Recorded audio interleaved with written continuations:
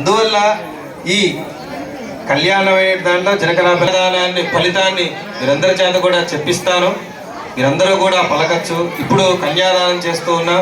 ఈ కన్యాదానం అప్పుడు ఆడవాళ్ళకి ఆడపెళ్లి వాళ్ళకి బట్టలు పెట్టాం, మగపెళ్లి వాళ్ళకి బట్టలు పెట్టేశాం, అన్నీ అయిపోయాయి. ఇప్పుడు కన్యాదానం దగ్గరికి వచ్చేసాం. కన్యాదానం దగ్గరికి వచ్చేసరికి మా స్వామికి ఒక చిన్న అనుమానం కలిగింది. ఇక్కడ ఉన్న వాళ్ళందరూ కూడా స్వామివారి వైపు ఎవరుంటారు? ఇక్కడ ఉన్న వాళ్ళు అందరూ కూడా అమ్మవారి వైపే.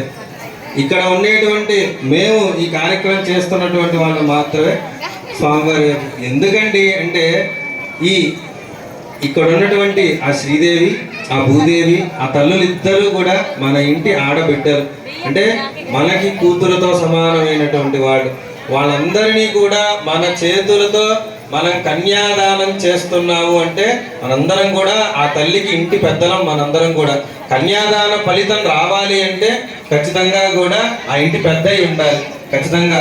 అందువల్ల ఇక్కడ ఉన్న వాళ్ళందరూ కూడా కన్యాదానం చేసేది ఆడపల్లి వాళ్ళ వైపే, మేము మాత్రమే మగపల్లి వాళ్ళ వైపు.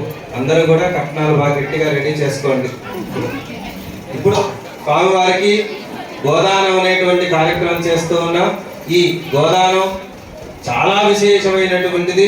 మనకి పురాణాల్లో కానీ ఎక్కడైనా కానీ ఈ గోదానం అనేటువంటి చాలా విశేషమైనటువంటిది. ఈ వివాహ వ్యవస్థను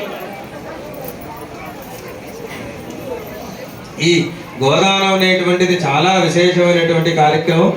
ఈ గోదానం శక్తి చాలా విశేషంగా ఉంటుంది. కన్యాదానంలో చేస్తే మనందరికీ కూడా విశేష ఫలితాన్ని వస్తుంది.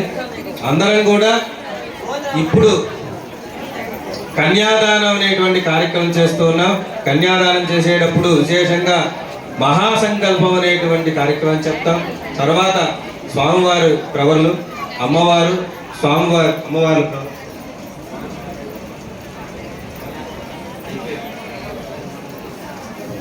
అందరం కూడా ఈ కార్యక్రమాన్ని ఇప్పుడు మహాసంకల్పాన్ని చెప్తున్నాం. శ్రీమదాది నారాయణస్య అచింత్య పరిమళ సత్య ప్రేమాణస్య మహాజలోకస్య మధ్యే పరిభ్రమమానానాం అనేక కోటి బ్రహ్మాండానాం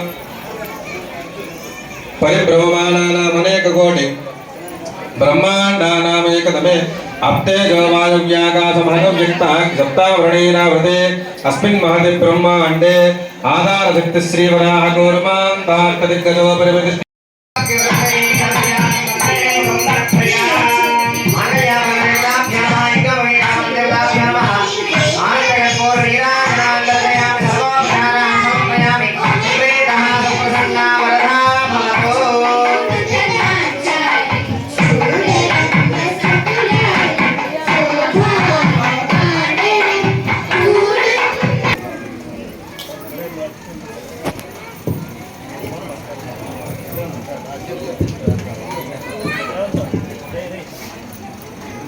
భక్తులకు విజ్ఞప్తి, మనం ప్రతి నెలలో కూడా ఈ శ్రీదేవి భూదేవి సమేత శ్రీ కళ్యాణ వెంకటేశ్వర స్వామి వారి